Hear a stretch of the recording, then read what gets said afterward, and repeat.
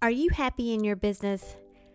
Now, I have had my share of emotional ups and downs in my 20 years of being a solo entrepreneur coach. And the patterns I've seen in myself and in my clients is that those downs are usually when I was personally feeling unfulfilled. Sometimes it was because a launch that flopped, and sometimes it was just life and had nothing to do with business. But those ups, oh boy, those are the times when I was feeling my most authentic and completely aligned to my purpose, or when I just felt like I was rocking that work-life balance. I would be thinking I could do this all day long and never feel tired. One of my loves is sharing what works for me and what has been working for my clients to achieve this very feeling, full of passion, happiness, peace, and freedom. So I decided to create a private podcast for coaches. Maybe you just want to develop better communication skills that boosts engagement, leads to better results, and makes you feel like you're actually making a difference in the lives of the people you serve. Then you're invited too. We talk about this and more in the UBU private podcast for coaches. Whether you're a mentor, a parent, or run a client-focused business, coaching skills benefit everyone and anyone who wants to communicate in a way that builds relationships.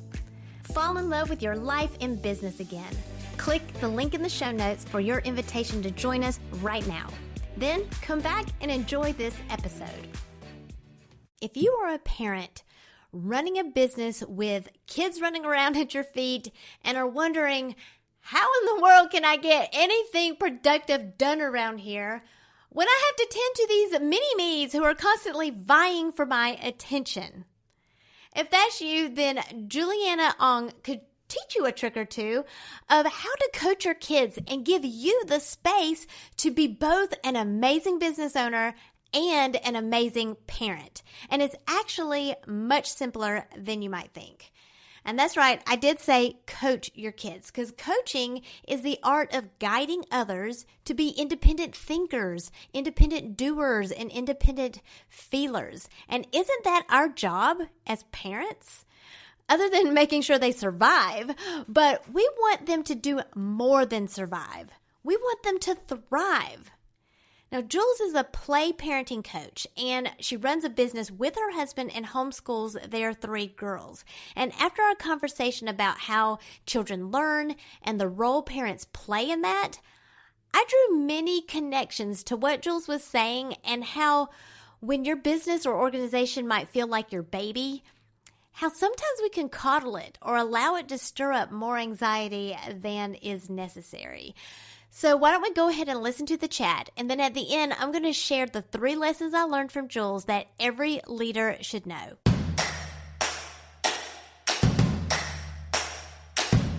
It's time to stop comparing yourself to others and plug in to what is uniquely you. Welcome to Unbox Your Personality, the podcast for coaches, parents, and mentors like you who understand that your happiness makes you more effective at what you do, bringing out the best in others. I'm Jen Higgins, personality strategist and Enneagram fluff remover. Get laser focused on who you are and who you aren't, so you're free to make the impact you were born to make. And have fun doing it. Your personality is your business. So let's get down to business. Hey Jules, how are you doing? I'm good. How are you? I'm good. I'm so excited to have you on the show. You're coming from Australia, right? That's right. Let's go ahead and let the listeners know who Jules is and what you believe in and how you serve your people. Awesome. So my name is Jules, and I am a play parenting coach. And so basically, I am all about helping parents discover the magic of, child-led play and child-led learning. So I help parents to see how they could help their children to play independently on their own, and how to actually help them to just learn effortlessly through play and just basically doing everyday life together.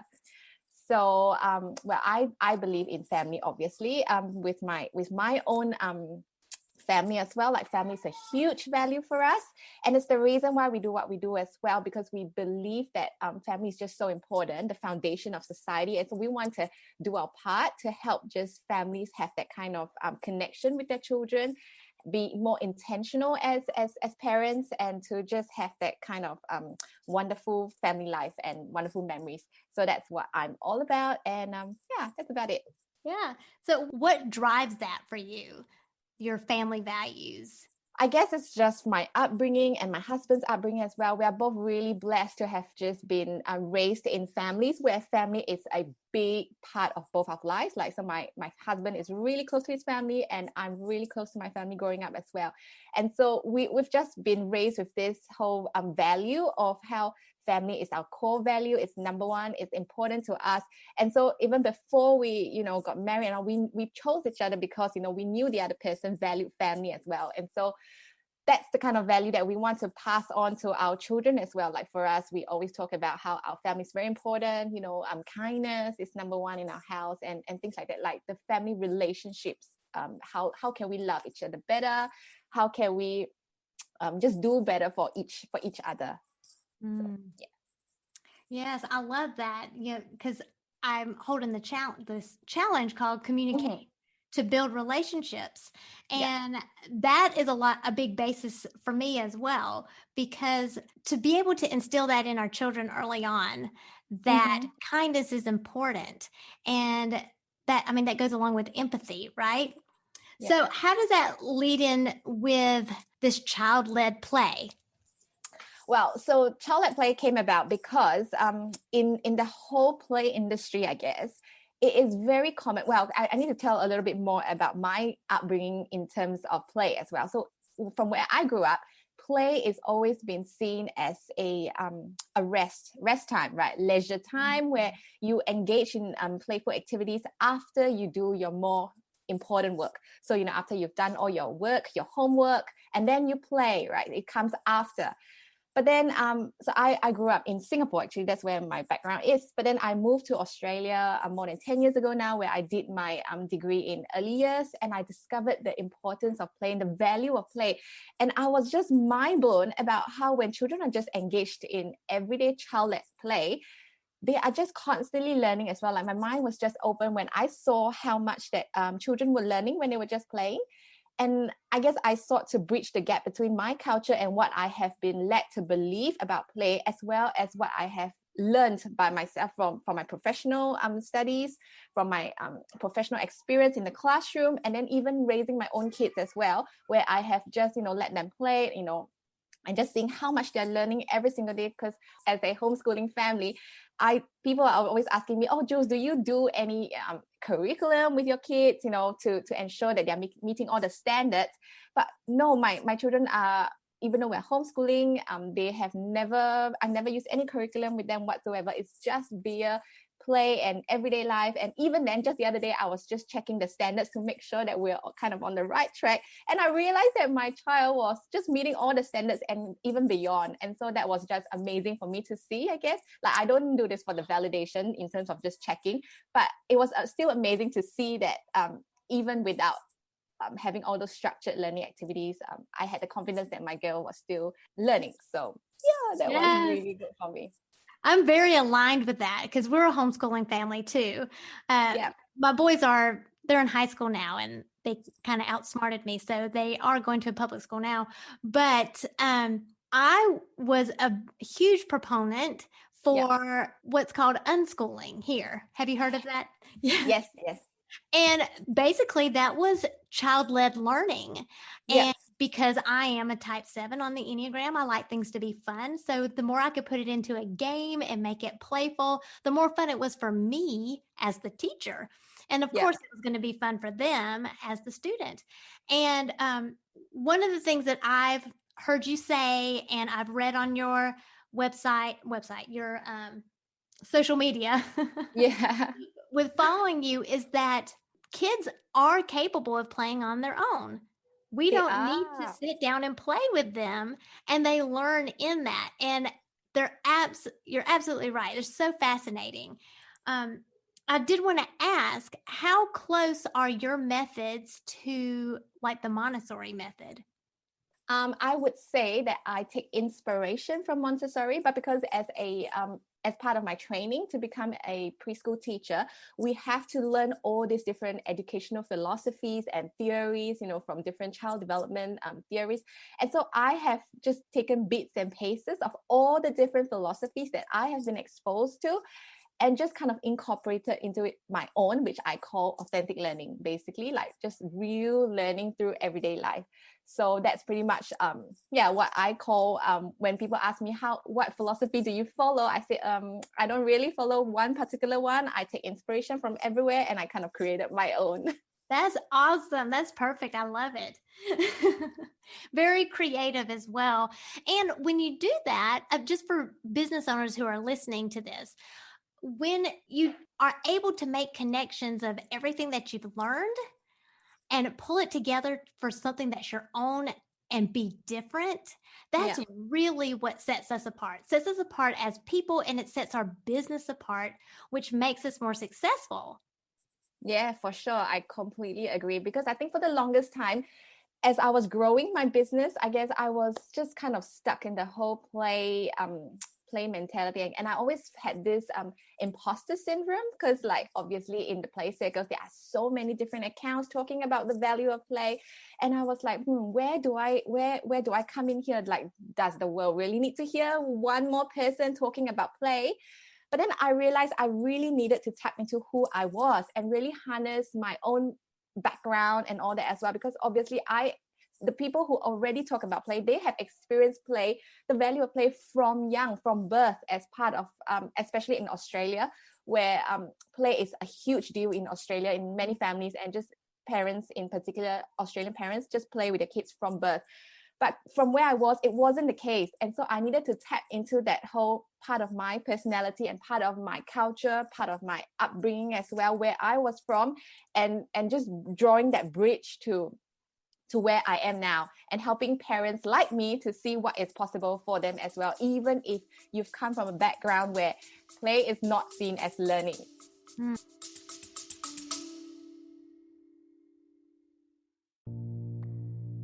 Are you feeling a bit disappointed that you haven't finished that project yet? Are the kids' schedules impacting your business? Or are the demands of your business affecting your relationships at home? Maybe you need a magic formula for that work-life balance before your fire gets so dim or it completely burns out. I've been there. There was a point in my life where I was juggling two businesses and homeschooling and had personal health issues.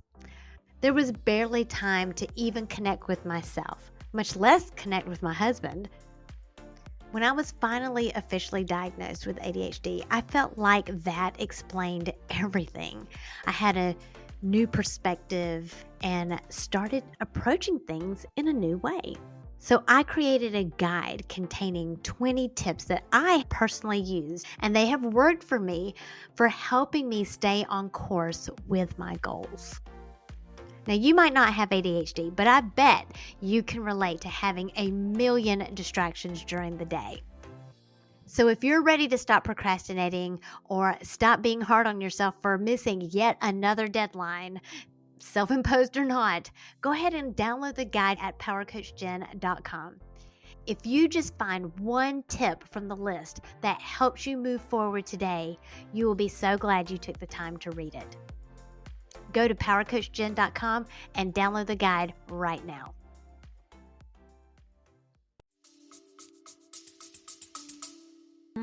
Yeah. Yes, I love that. So you call your social media account, it's called Stories of Play. How did you come up with Yeah. that name? Oh, well, because I am a storyteller. Like my husband always tells me how I can never, when I talk about events or I talk about things, I can never just keep things concise. Gosh, it's so honestly so hard to write captions for social media because there's always that limit where I don't know how many characters there are, but I always ramble and I talk a lot. And so it's such a challenge for me to fit into those characters limited by social media. And so I think starting a podcast might be a better idea for me, where I can just ramble on and talk. But basically, Stories of Play came about because I really just wanted to tell people and share with people the stories behind play. Because sometimes Instagram, that's where my main social platform is. Instagram is such a visual platform where people just look at a picture and then they go like, oh, a picture speaks 1,000 words, right?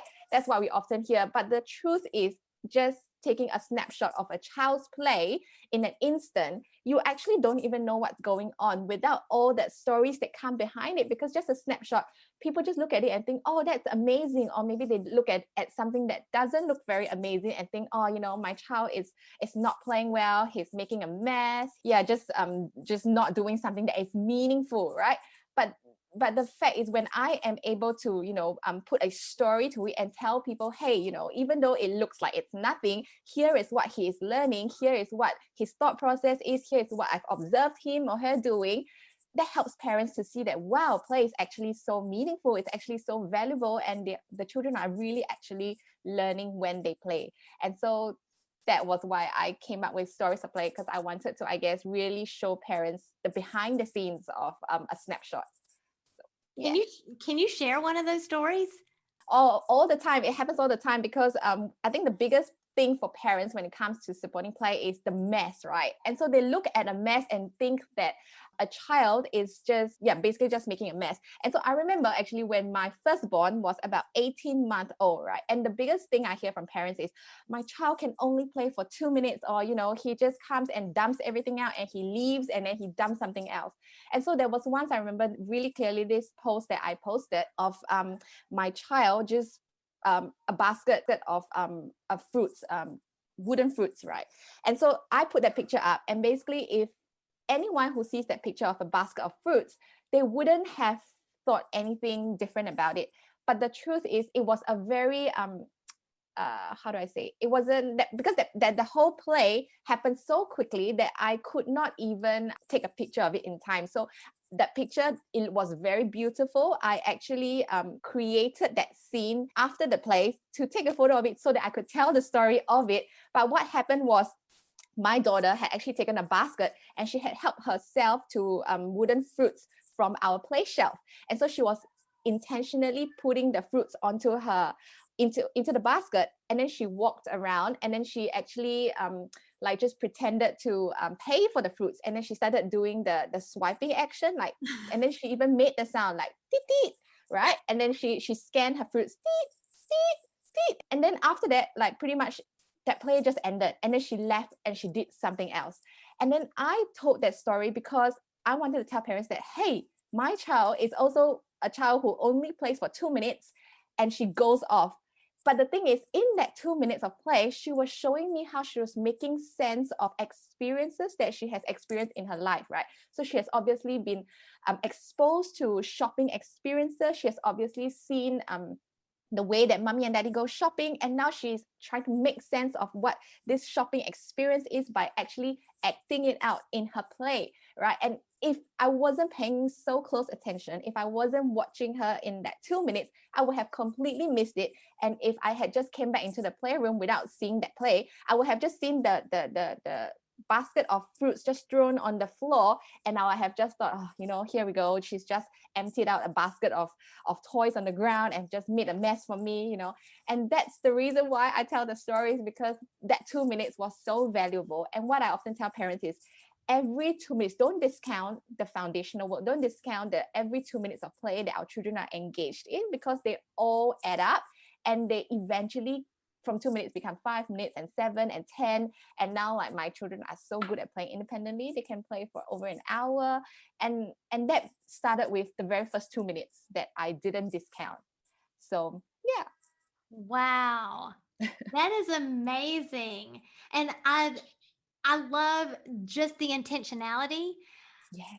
And honestly, if I'm honest, in the beginning, when I let my children play on their own, it was because I was tired and because I was lazy. But what I had learned by observation, because you know my story, my firstborn was diagnosed with autism, so he didn't play on his own. So when my second born came along and started play, I was fascinated by all the stuff that he was able to do on his own, because my first one didn't do that. He Yes. just kind of kept to himself. And I was like, oh, I remember my younger, he was probably 2 or 3, and he was fast. He just runs all over the place. And one day he was running and he stopped right in front of me, reached into his little pocket, pulled out something pretend, put it in my hand, and then kept running. And I was like, oh, that's what pretending is. So it was super fascinating to me to be Yeah. able to watch it. And maybe because of my first child, I had that discrepancy, that it brought out that awe and wonder and curiosity in me as the parent to see the difference. But I just remember asking him, I said, what did you give me? And he said, ice cream. Oh, And so that's so amazing. then I knew to, to lick it. But yes, that was probably 30 seconds. It wasn't quite 2 minutes. So the rest of the 2 minutes was him running around like a tornado. But it's finding those little moments like that. Yes, exactly right. Yep. It's so important to see those moments, because it's seeing those moments that will actually encourage you to keep on looking out for those moments. It's like one leads to another, because the more you see, the more you want to look out for more, because you are just like, wow, this is so cool. Let me see if I can look out for more. And so that's what I help parents do. Yeah, that's great. I love that there's an official play parenting coach person that you can go to, right? Because this doesn't come naturally to No. every personality type. I could imagine that some of the more withdrawn, more introverted Yeah. personalities would have a harder time Yes, for um, sure. knowing intuitively how Yeah. to play parent. Is that what you call it? Yeah, I guess. Play parent. Parent playfully. Yeah. Yes, parent playfully. And for a type 7, play is a lot of, it's kind of important. It's the core Yeah. value. Yeah. So, as far as your experience with the Enneagram goes, how Yeah. long have you been studying the Enneagram? Well, I have been hearing bits and pieces from people, but I've never really wanted to know it enough, I guess, to do my own research. But well, I've got a sister-in-law who recently, not recently, maybe a couple of years back now, and she was one of those people who, when she discovered something, and it was exactly like, because I did your mini course. She was telling me about how, oh my goodness, this is so life changing. It has completely changed the way that I relate to my husband, and it's completely changed the way that I look at things and all that. And so she was just so passionate about it. And I was like, oh, what is this thing going on? Because I do love knowing more about myself. So I love doing personality tests. So I mentioned it to you before that I took Myers-Briggs. I like doing that, and I like to do love languages as well, so that I can figure out what's my love language. So I like doing that. But I kind of figured that, oh, you know what, I think I kind of know myself really well now. Like, I didn't know the Enneagram. But then when my sister-in-law went and told me about how she has completely revolutionized her marriage, and seen such good results with her parenting, I was intrigued. Because when someone talks about something so passionately, and you can see how it has changed their lives as well, you're like, I wonder what's going on here. And so that really made me dig a little bit into it. And so not too much, just a little bit here and there. And then when I discovered you in the business group that we are part of, I was like, wow, there are people who actually just teach this thing. I was like, wow, that must mean that a lot of people are actually interested enough to want to learn about it, isn't it? And so, yeah, so that got me a little bit again. So I guess it was more, there wasn't a particular moment for me where I really wanted, but it was more like just little steps from just different encounters that I've got with people that made me have this interest. And so I just started reading up a little bit more, just wanting to learn a little bit more about myself, because I always like learning more about myself and how I can improve the way I do things, or the way that I have my relationships with people around me. Mm. And so, how's it helped you so far? Um, it's okay, because I'm not sure exactly if I am the type that I am, because I've gone through your mini course, and I was a little bit worried that I had mistyped myself, and so I'm now still in the process of trying to, I guess, read up, because I think something that you said before was the importance of really reading through everything and not just, classifying yourself with one thing and just sticking to one type, I guess. So now I'm still in the process of really just discovering all the different types, and see, like, yeah, what I am and what really resonates, I guess, with what my core motivations are. Yeah. So which one are you resonating with right now? I would say for now, unless you can tell me I'm wrong, but I think I'm a 9. Mm-hmm. So yeah, I think I'm a 9, and I think that belongs in the red zone. I think you've, in your free course, you've got 3 different zones, the red, green, and blue. So I think I'm in the red zone. So yeah. Yeah. So then my husband is a 9, Yeah. and so it's really, I won't say it's easy for me to spot, because I'm not sure it's fair to say that you can spot a number, because the Enneagram is based off of our motivations Yeah. and not our behaviors or our posture or our any kind of Yeah. visual cues, though sometimes it can help. Some visual cues, one of the things I'm trying to cultivate is reading people's energy and their posture, but it's not always accurate, which I Yeah. have been discovering for myself with some of the interviews that I've had on the podcast, that it's not always a surefire thing. And so it really has to do with motivations. And what's fun about the type 9 is, because the type 9 is, the motivation is peace and harmony. Mm. What type 9s are able to do is identify a little bit with each of the other 8 types. Mm. And so I'm curious, I'm looking forward to hearing a follow-up from you when you've read all the other types, if you do see yourself in all of them. Now, to be fair, we all have every type in each of us, but the 9s have an easier time identifying, because as someone who wants to maintain the peace and harmony in a community, they have to be able to identify with each type in order Yeah. to bring that energy together. So I call the 9s the energy chameleons. They can feel the energy of each of the 9 types, and then be able to bring them together in harmony. So I don't want to lead you, if you're not sure yet, that if you're a 9 or not. So I'll just stop there until you finish your studies. And but having said that, I feel like I like what you said about the chameleon thing, because I feel like I have, not to toot my own horn here, but I feel like I have the ability to really empathize and really put myself in the shoes of just people around me, even though, like, so for instance, let's just talk about love languages.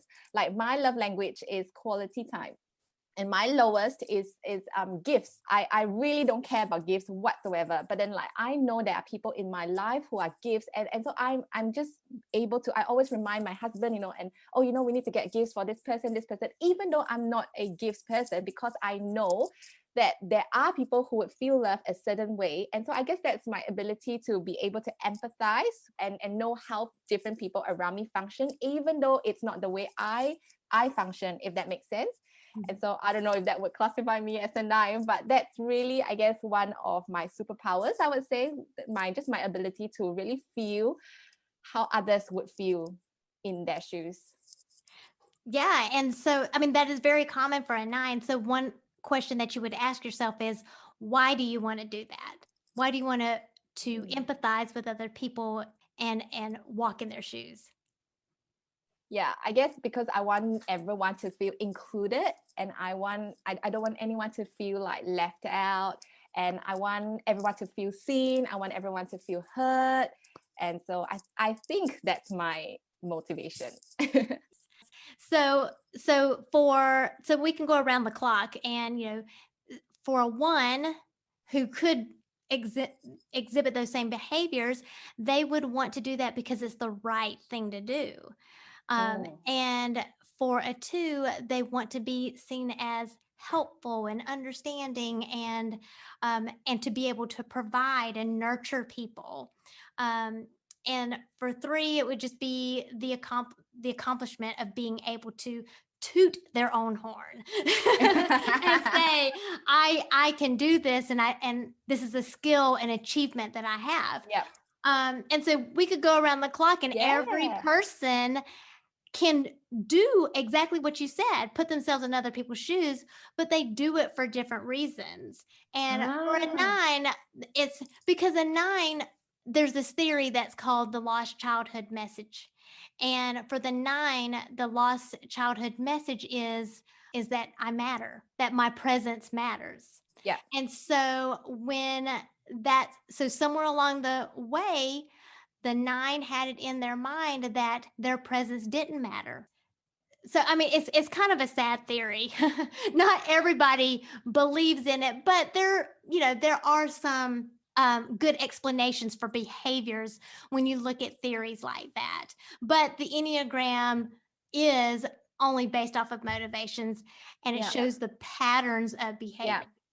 Yeah, no, I completely see where you're coming from, and it's so fascinating now to really understand what you mean by how the Enneagram is really based off motivations. Because just now, even with the example that I gave earlier about empathizing and putting myself in other shoes, it just got me now realizing that actually, hey, 9 of us could actually be doing the same thing, but we would be completely different people just because our motivations are different. And that is hard to see from an outsider's perspective, because all 9 of us would be, empathetic, for instance, and it still doesn't tell us exactly what our core motivations are. And so that is really mind-blowing for me.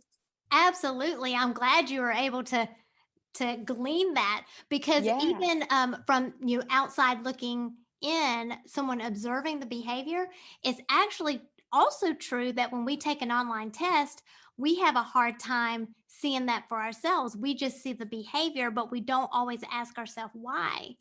So that's why taking online tests just it doesn't serve the Enneagram well.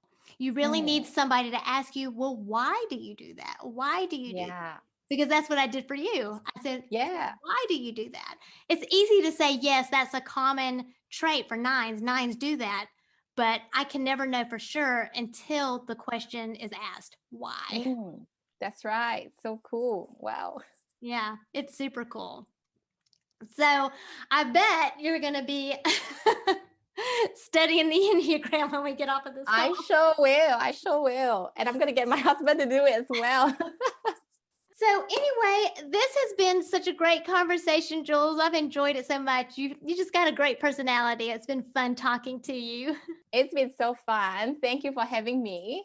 Now, before you hop off, can you just make sure that people know how to get in touch with you online? If they need to know more information about play parenting, child-led play, whatever we were calling it, how can the folks find you? Right. So I'm most active on Instagram. So that's where I hang out. That's where I serve my people. So you can find me on @StoriesOfPlay. Check out my posts and come say hi and connect with me, because I love building relationships and community over on my Instagram account. Awesome. And I will link all of that in the show notes as well. All right, cool. Thank you. Great, thank you. Now, here's what I learned from Jules about my business. Number 1, observation. Jules talks about how if we don't take the time to observe what our children are learning, then we could miss it. We could miss out on that moment. And likewise, if you're on this treadmill of just doing in your business and not actually stopping to take the time of being, you might miss out on the real gold of what you are learning about yourself in your business. Number 2, when you feel solely responsible for the success and failure of an entity, in Jules' case, your child, it can be so overwhelming and stressful. But they say it takes a village to raise a child, right? And why is that? because you as the parent are still growing and maturing as a person. You need the wisdom of people who have gone before you, and you also need the perspective of other people that are in the same boat as you. And in that same way, you don't have to feel alone in business. Leadership's kind of lonely, isn't it, when you think about it? Because you feel like it's all on your shoulders and you're solely responsible to the success or failure of your business or your organization. And this is one of the best parts about being a part of a business mastermind that I love, or a small group coaching program like my Get Connected to Your Business program. You don't have to feel alone. Not only do you get the support of the tactics of running your business, but you also get the personal development support as well. So you don't have to be alone. The third lesson I learned was child-led play. This is the main premise of Jules' methodology, is child-led play. And likewise, running your business should be you-led play, because business is all about experimenting and discovering who you are as a person, who you are as a business owner, and who you are as a leader, and also who you're not. And if you're not doing that in a playful way, it's going to be so much more stressful. You want it to be less stressful, more playful, so you're actually enjoying what you're learning on your journey. That's the difference between having a stressful journey and having an amazing journey. Remember to always be first and then do. In that order, it's always more effective, because you want to be, as in unbox yourself, and then do, as in unleash your power.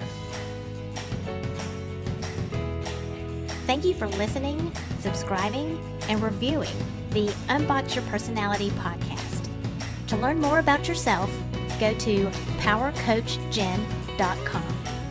Find out how you are different so you can make your difference.